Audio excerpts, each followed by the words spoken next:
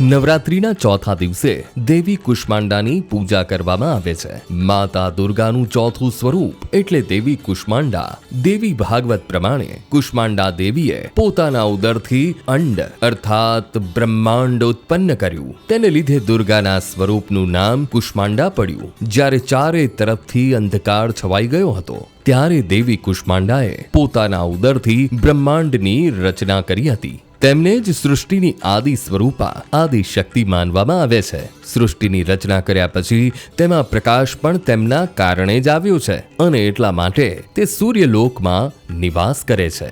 માતા કુષ્માંડાના સ્વરૂપની વાત કરવામાં આવે તો કુષ્માંડા દેવીની 8 ભુજાઓ છે, જેમાં કમંડળ, ધનુષ્બાણ, કમળ પુષ્પ, શંખ, ચક્ર, ગદા અને બધી જ સિદ્ધિઓને આપનારી જપમાળા છે.